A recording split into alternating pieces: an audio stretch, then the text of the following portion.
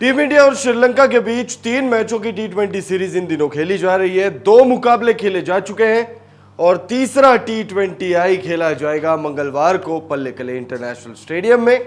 और इस वीडियो में आपको हम बताएंगे कि तीसरे टी20 के लिए पिच का मिजाज कैसा रहने वाला है। पहले 2 मुकाबले भी इसी पिच पर खेले गए थे, लेकिन क्या पहले 2 मुकाबलों के आधार पर तीसरे टी20 में पिच का मिजाज कुछ बदला नजर आने वाला है? पिच रिपोर्ट में आपको हम ये जानकारी देंगे। साथ ही साथ मौसम विभाग ने इस मुकाबले के लिए क्या जानकारी दी है, वेदर अपडेट क्या सामने आ रही है, कौन सी चेतावनी जारी की गई है, हम आपको वेदर रिपोर्ट में ये जानकारी देने जा रहे हैं। तो वेदर रिपोर्ट आप देखिएगा। उसके बाद बात करेंगे दोनों ही टीमों के हेड टू हेड आंकड़े। जब ये दोनों ही टीमें आमने सामने आई है तब किसका पलड़ा जो है वो भारी रहा है, हेड टू हेड आंकड़ों में ये जानकारी देखेंगे। पिछले 5 मुकाबलों में दोनों ही टीमों का प्रदर्शन कैसा रहा है, इस टी20 सीरीज में जो 2 मुकाबले खेले गए हैं उसमें कौन सी टीम का कैसा प्रदर्शन रहा है, किस खिलाड़ी ने कैसा प्रदर्शन किया है, तमाम जानकारी देखने के बाद अंत में हम आपको बताएंगे दोनों ही टीमों की संभावित प्लेइंग 11, क्योंकि पिछले मुकाबले में यानी दूसरे टी20 में भारतीय टीम में एक बहुत बड़ा बदलाव हुआ था और वो बहुत बड़ा जो बदलाव हुआ था, वाइस कैप्टन ही बाहर हो गए थे। शुभमन गिल दूसरे टी20 मुकाबले में नहीं खेले थे, लिहाजा तीसरे टी20 मुकाबले में क्या कोई चेंजेस की गुंजाइश है? वीडियो को आप एंड तक जरूर देखिएगा। वीडियो पसंद आए तो इसे लाइक भी जरूर कर लीजिएगा। गौतम गंभीर एरा की शुरुआत हो चुकी है। बहुत लंबे समय से गौतम गंभीर एरा की शुरुआत होगी। गौतम गंभीर ऐसा कुछ बदलाव कर देंगे, वैसा कुछ कर देंगे, टीम में बहुत कुछ जो है वो चेंजेस कर देंगे। जो तमाम चीज़ें थी वो सब अब खत्म हो चुका है, क्योंकि गौतम गंभीर एरा की शुरुआत हो चुकी है और गौतम गंभीर एरा की शुरुआत बहुत बड़े बड़े बदलावों से की जा रही है। हार्दिक पांड्या जो टीम के वाइस कैप्टन हुआ करते थे टी20 वर्ल्ड कप 2024 के दौरान, जिन्होंने अपनी कप्तानी प्रूफ की है अपने परफॉर्मेंस से, उन्हें सीधे कप्तानी की रेस से बाहर कर दिया गया और सूर्य कुमार यादव अब टी20 इंटरनेशनल्स में टीम इंडिया के फुल टाइम कैप्टन बन गए हैं। सूर्य कुमार यादव की कप्तानी में टीम इंडिया 2026 का टी20 वर्ल्ड कप खेलने जा रही है, ऐसा अभी लग रहा है। और इस जो एरा है इसकी शुरुआत 2 मैचों की जीत के साथ हुई है। 3 मैचों की टी20 सीरीज के साथ इस एरा की शुरुआत हुई, जिसमें से 2 मुकाबले खेले गए और दोनों मुकाबले टीम इंडिया ने जीत लिया। अब तीसरा मुकाबला खेला जाएगा मंगलवार को पल्लेकले इंटरनेशनल स्टेडियम में 3rd टी20 मुकाबला खेला जाएगा। और उस मुकाबले के लिए पिच का मिजाज कैसा रहेगा, ये बहुत बड़ा सवाल है, क्योंकि पहले 2 मुकाबले इस सीरीज के इसी मैदान पर खेले गए और पहले 2 मुकाबलों में हमने देखा कि भाई भारतीय टीम ने टोटल डोमिनेंस दिखाया। जहां पहले मुकाबले में टीम इंडिया ने 213 रन लगाए थे, 214 रनों के लक्ष्य जो टारगेट है वो दिया था और उस लक्ष्य का पीछा करने उतरी श्रीलंकाई टीम को भारतीय गेंदबाजों ने 43 रनों पहले ही रोक लिया। भारतीय टीम ने पहला मुकाबला 43 रनों से जीता, तो वही दूसरे मुकाबले में जो रविवार को खेला गया उस मुकाबले में भारतीय टीम, बारिश का थोड़ा सा आप कह सकते हो सपोर्ट भी मिला भारतीय टीम को, लेकिन उस सपोर्ट का कोई खास आप एकदम ये नहीं कह सकते कि सपोर्ट मिला, क्योंकि कहीं ना कहीं मैच जो है वो फंसा ही था। बारिश के बाद भारतीय टीम को 162 रनों का लक्ष्य दिया था श्रीलंकाई बल्लेबाजों ने, और बारिश के बाद जो रिवाइज टोटल भारतीय टीम को दिया गया वो दिया गया 8 ओवर में 78 रन। टीम इंडिया ने उस टोटल को 7 विकेट शेष रहते जो है हासिल कर लिया। टीम इंडिया के लिए दूसरे मुकाबले में यशस्वी जायसवाल, सूर्य कुमार यादव और हार्दिक पांड्या ने गजब की बल्लेबाजी की। तो वहीं गेंदबाजों की बात करें तो गेंदबाजों में भी तेज गेंदबाजों को भी मदद मिल रही है और स्पिनर्स को भी मदद मिल रही है। पहले मुकाबले में भी हमने देखा अक्षर पटेल ने 2 विकेट निकाले थे, दूसरे मुकाबले में रवि बिश्नोई को 1 विकेट मिला था, तो वहीं दूसरे मुकाबले में रवि बिश्नोई ने 3 विकेट निकाले, 2 विकेट अक्षर पटेल को रहे।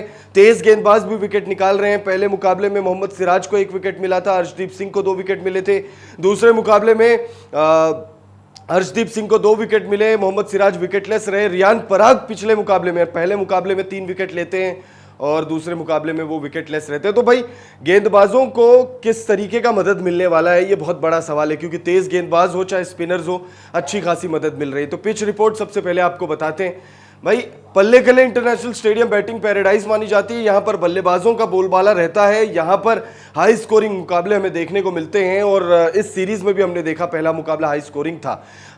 श्रीलंका के बल्लेबाज अगर चोक नहीं करते तो फिर श्रीलंका की टीम 214 रन भी शायद चेस कर लेती। ये पॉसिबल होता हुआ नजर आ रहा था।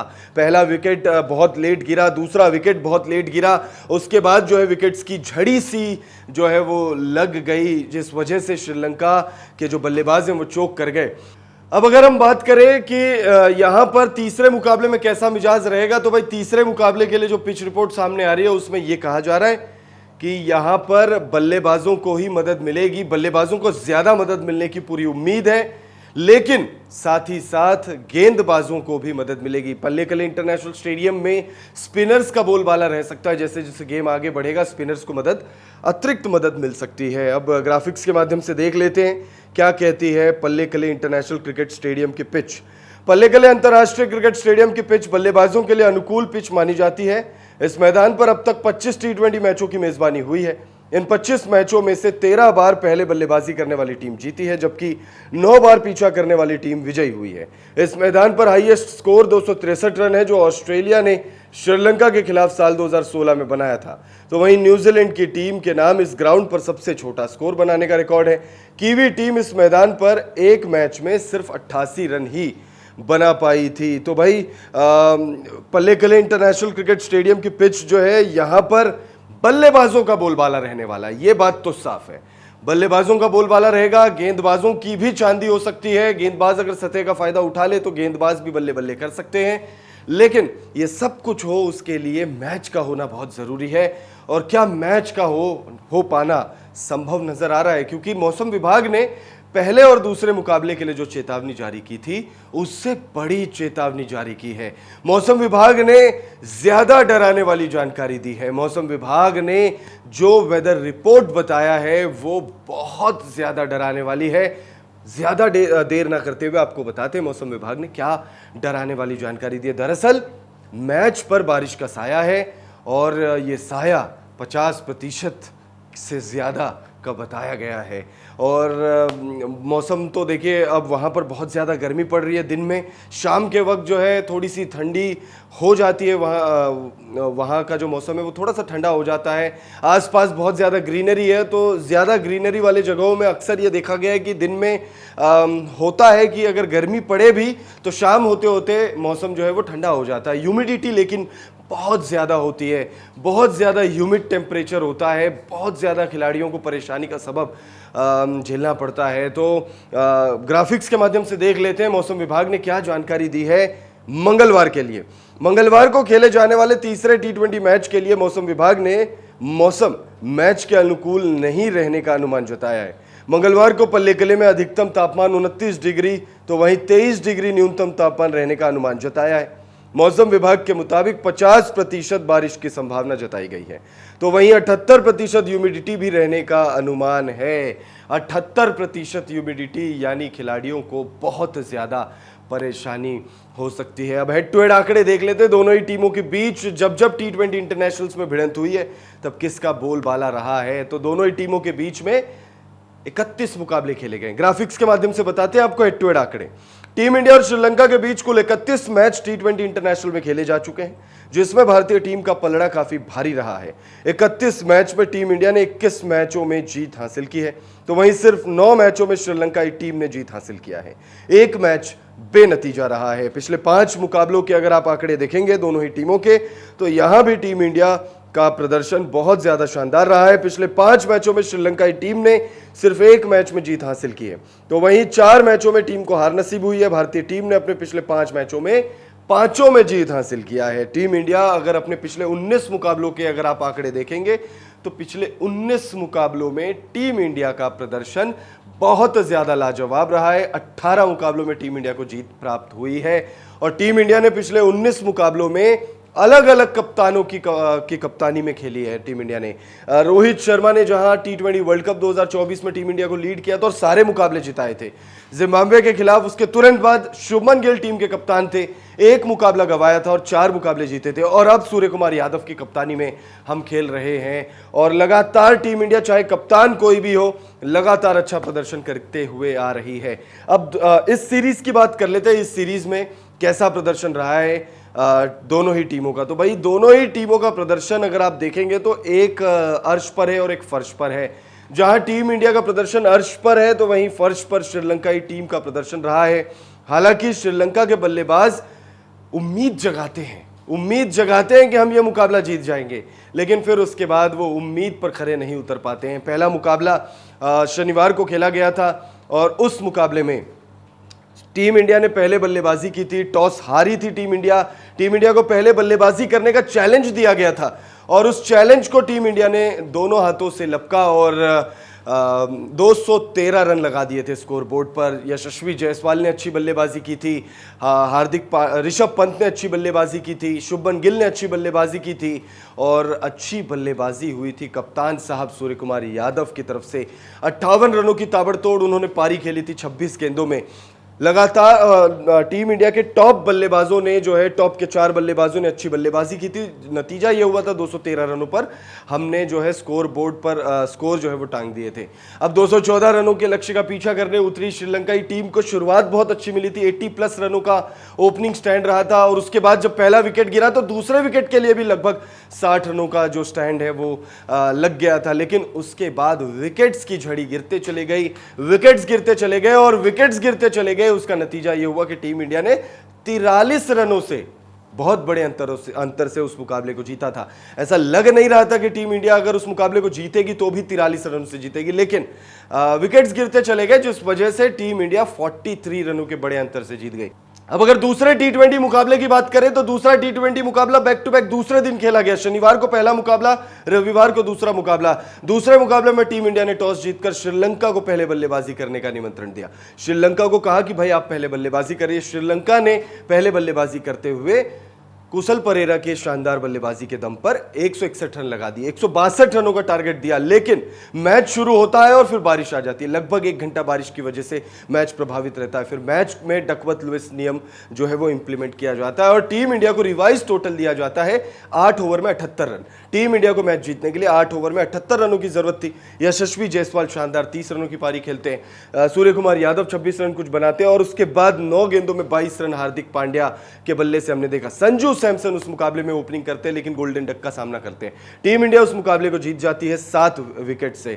रविवार को दूसरे T20 मुकाबले में भी टीम इंडिया ने बहुत ही शानदार प्रदर्शन किया। अब तीसरा मुकाबला, वैसे तो ये औपचारिक मुकाबला है लेकिन टीम इंडिया इस मुकाबले में कैसे किस तरीके का प्रदर्शन करेगी, क्या, क्योंकि लगातार देखिए हमने ओवर द ईयर्स देखा है जब आप सीरीज जीत जाते हैं, कोई भी टीम हो, चाहे वो टीम इंडिया हो, चाहे ऑस्ट्रेलिया हो, इंग्लैंड हो, न्यूजीलैंड हो, साउथ अफ्रीका हो, श्रीलंका, बांग्लादेश, कोई भी टीम हो, अफगानिस्तान, जब आप सीरीज जीत जाते हैं तो फिर उसके बाद देखा गया है कि टीम में भारी बदलाव किए जाते हैं और उन खिलाड़ियों को मौका दिया जाता है जिन्हें मौका नहीं मिलता काफ़ी वक्त से, या फिर उन्हें नहीं मौका मिलने की उम्मीद होती है। क्योंकि जो शुरुआती मुकाबले होते हैं उसमें कोई भी टीम फुल स्ट्रेंथ के साथ जाती है, लेकिन गौतम गंभीर एरा में शायद ऐसा होता हुआ ना लगे। अब प्लेइंग 11 की बात करते हैं कि भाई तीसरे T20 मुकाबले में किस तरीके का प्लेइंग 11 हो सकता है। वीडियो की शुरुआत में हमने आपको बताया था कि भाई दूसरे T20 मुकाबले में शुभमन गिल नहीं खेले थे क्योंकि वो अस्वस्थ थे। ऐसा नहीं है कि उन्हें ड्रॉप किया गया था, संजू सैमसन उनकी जगह ओपनिंग कर रहे थे, लेकिन संजू सैमसन ने बहुत ज्यादा निराश किया, गोल्डन डक का सामना किया। तो अगर शुभमन गिल फिट नहीं होते हैं पूरी तरीके से तो फिर संजू सैमसन एक बार फिर से आपको ओपनिंग करते हुए दिख सकते हैं। लेकिन अगर हम ये मान के चलते हैं, क्योंकि बहुत ज़्यादा जो है सीरियस इशू नहीं है उनका, तो हम ये मान के चलते हैं कि भाई वो फिट हो जाएंगे, और अगर वो फिट हो जाएंगे तो किस तरीके का प्लेइंग 11 हो सकता है टीम इंडिया का, ये देखते हैं। लेकिन उससे पहले श्रीलंका की प्लेइंग 11 पर नजर डालते हैं। श्रीलंका की पॉसिबल प्लेइंग 11 में आपको अविष्का फर्नांडो और पथुम निशंका की जोड़ी ओपनिंग करते हुए दिख सकती है। कुशल परेरा और कुशल मेंडिस आएंगे उसके बाद नंबर 3-4 पर। चरित असलंका, जिनके लिए नाइटमेयर सा रहा है ये सीरीज, पहले मुकाबले में डक पर आउट होते हैं, दूसरे मुकाबले में 20 रनों के अंदर जो है वो सिमट जाते, 12-14 रन कुछ वो बनाते हैं। तो भाई बल्ला उनका चल नहीं रहा है, कप्तानी उन्हें मिली है, दासुन शनाका और वानिंदु हसरंगा पिछले मुकाबले में गोल्डन डक, दोनों ही बल्लेबाज गोल्डन डक पर आउट हुए थे। हालांकि गेंदबाजी के लिए भी जाने जाते हैं ये दोनों। वानिंदु हसरंगा ने 1 विकेट लिया था, दासुन शनाका काफी वक्त से गेंदबाजी कर नहीं रहे। दुनित वालीलेगा आएंगे, उसके बाद प्लेइंग 11 में महेश तीक्ष्णा, मथीशा पथिराना और दिलशान मधुशंका, ये 3 आपको प्रॉपर गेंदबाज दिखने वाले हैं। अब टीम इंडिया की पॉसिबल प्लेइंग 11 की बात करें तो शुभमन गिल और यशस्वी जायसवाल आपको ओपनिंग करते हुए देख सकते हैं, क्योंकि शुभमन गिल की जो इंजरी कह लीजिए या फिर जो इन्फेक्शन उन्हें हुआ है वो बहुत ज़्यादा सीरियस या सीवियर नज़र नहीं आ रहा है। तो ऐसे में उम्मीद है कि वो खेलेंगे, और अगर वो खेलते तो ओपनिंग करते हुए दिखेंगे।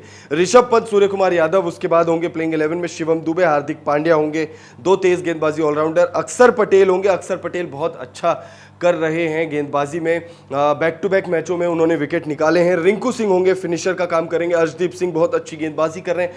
मोहम्मद सिराज के लिए ये सीरीज वैसा रहा नहीं है। श्रीलंका के खिलाफ अमूमन देखा गया है कि मोहम्मद सिराज बहुत अच्छी गेंदबाजी करते हैं, लेकिन श्रीलंका के खिलाफ इस सीरीज में वो अब तक 2 मुकाबलों में सिर्फ 1 विकेट उन्होंने निकाला है। और होंगे रवि बिश्नोई। रवि बिश्नोई पिछले मुकाबले में जबरदस्त उनकी गेंदबाजी रही थी, 3 विकेट उन्होंने निकाले थे।